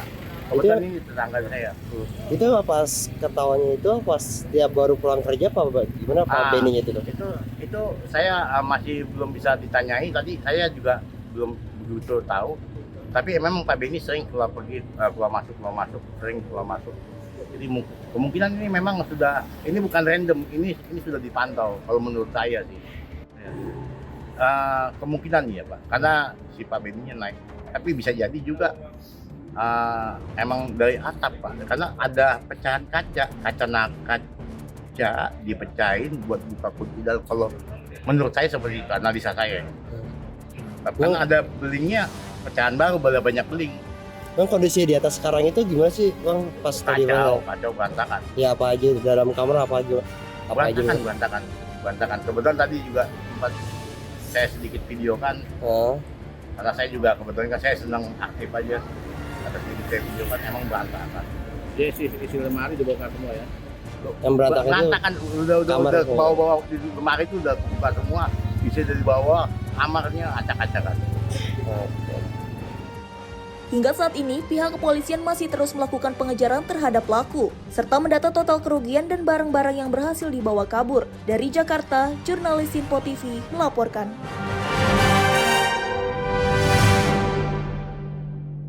Sementara itu, pemirsa, aksi pencurian yang dilakukan pasangan suami istri terjadi di kawasan Durensawit, Jakarta Timur pada Rabu 1 April 2026 siang. Kedua pelaku melancarkan aksinya sambil membawa anak karena untuk menggasak 3 buah tas milik karyawan laundry yang sedang lengah.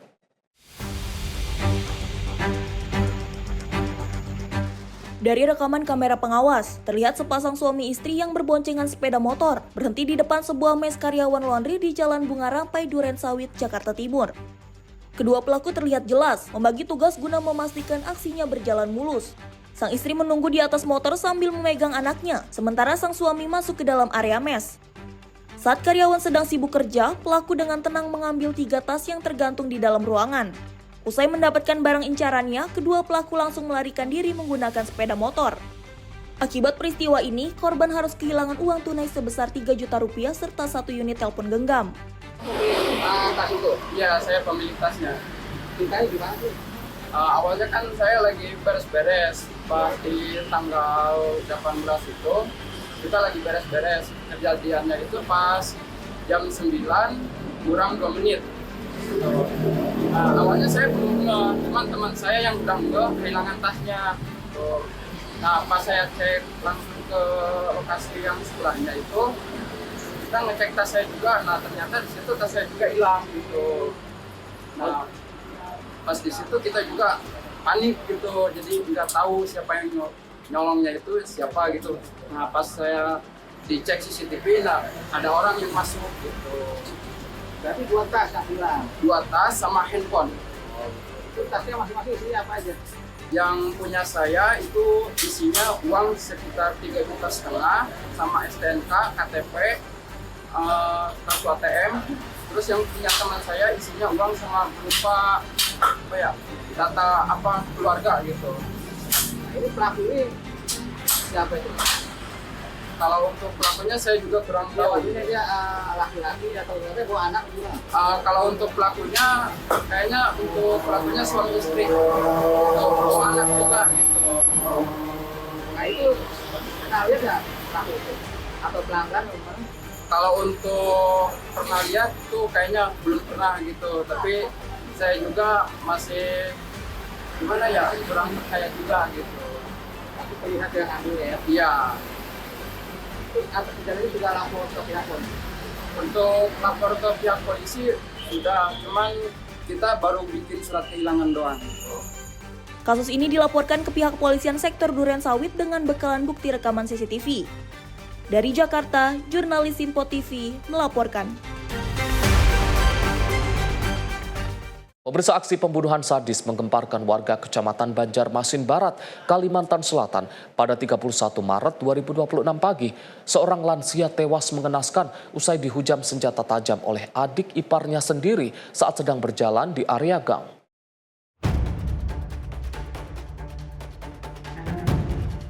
Peristiwa berdarah ini terjadi di kawasan Jalan Belitung Darat, Gang Mas Urai, Kelurahan Kuincerucuk, Kecamatan Banjarmasin Barat. Korban diketahui bernama Nur Wahdiatsyah, usia 62 tahun, warga Jalan Manunggal 5. Korban ditemukan terkapar bersimbah darah dengan sejumlah luka tusukan di tubuhnya. Berdasarkan keterangan saksi mata, kejadian bermula saat korban sedang berjalan sambil berkomunikasi melalui telepon seluler. Secara tiba-tiba, tersangka berinisial A, berusia 39 tahun, datang dari arah belakang dan langsung menghujamkan senjata tajam jenis belati ke bahu korban. Saksi yang melihat kejadian sempat berteriak meminta tolong, namun pelaku langsung melarikan diri. Korban sempat dievakuasi warga ke RSUD Ulin Banjarmasin.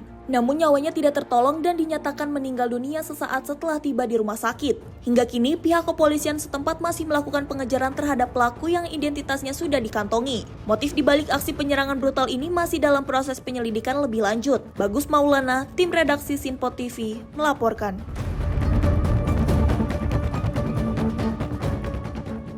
Pemirsa, gara-gara telepon genggam yang tertinggal, seorang pria di Bandar Lampung nekat menikam 2 orang wanita hingga salah satunya tewas. Pelaku diringkus petugas saat melarikan diri menuju Pulau Jawa melalui Pelabuhan Bakauheni.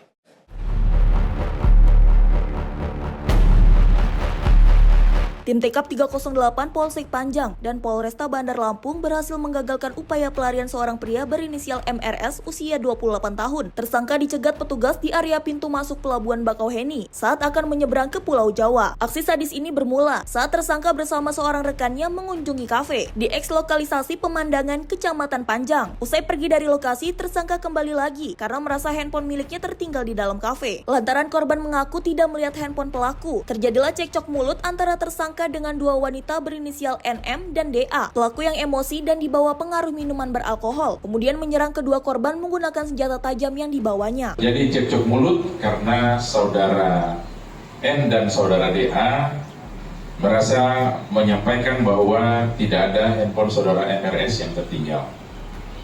Karena ribut,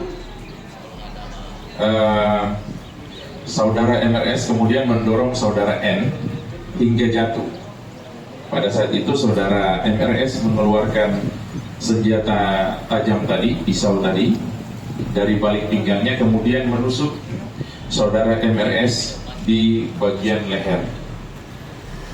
Ketika saudara MRS akan melakukan penusukan lagi, saudara DA menangkis sehingga pisau tersebut melukai pergelangan tangannya dan wajahnya. Setelah itu saudara MRS lari ke rekannya yang sudah menunggu di atas sepeda motor, kemudian keduanya meninggalkan lokasi. Akibat kejadian ini, korban NM tewas dengan luka tusuk serius di bagian leher belakang. Saat ini polisi masih melakukan pengejaran terhadap rekan tersangka yang masih buron. Sementara tersangka MRS terancam hukuman penjara maksimal 15 tahun. Dari Bandar Lampung, jurnalis Simpo TV melaporkan. Sementara itu, pemirsa, aksi kriminalitas jalanan kembali terjadi di kawasan Cengkareng, Jakarta Barat pada Rabu 1 April 2026 dini hari. Seorang pedagang ketoprak menjadi korban pembacokan sadis oleh orang tak dikenal saat sedang berjualan di depan sebuah warung kopi.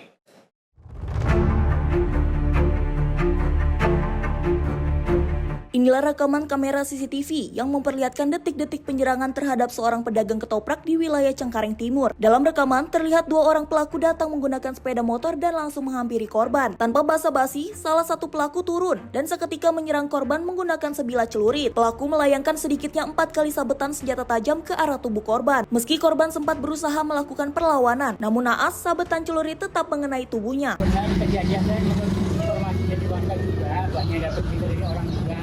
Benar di sini ada kejadian. Nah, tanya motifnya motif segitiga. Iya mas, hingga segitiga apa gimana gitu? Tapi benar ada pembacokan sini Pak ya? Tapi benar ada pembacokan. Yang korban itu kabarnya pedagang Pak ya? Atau dagang ketoprak. Dagang ketoprak ya, suka di wilayah sini? Betul. Itu dia Pak warga sini apa memang dia kontrak aja? Kebetulan bukan warga sini. Dia ngontrak pun saya entah tahu di mana ngontrak. Dia tinggalnya di mana pun saya nggak tahu persis ya. Cuma yang saya tahu dia pedagang ketoprak yang sering mangkal di warkop. Itu aja sih. Sehari-hari dia pedagang? Pedagang. Itu yang informasi yang Bapak tahu pembacokan itu kejadian jam berapa Pak? Jamnya sisnya jam 3 pagi. Itu baik. Itu korban saat ini kemana Pak? Korban saat ini dibawa ke rumah sakit ya, dan sama warga. RSUD Cengkareng Pak? Iya, Cengkareng. Usai kejadian, warga sekitar segera memberikan pertolongan dan melarikan korban ke RSUD Cengkareng guna mendapatkan perawatan intensif. Hingga kini, belum ada keterangan resmi dari pihak kepolisian terkait identitas maupun motif di balik aksi pembacokan. Dari Jakarta, jurnalis Simpo TV melaporkan. Pemirsa, informasi tadi sekaligus menutup ruang redaksi edisi kali ini. Saya Arif Rifai, mewakili seluruh kru yang bertugas mengucapkan terima kasih atas kebersamaan Anda. Selamat malam, selamat beristirahat. Sampai jumpa.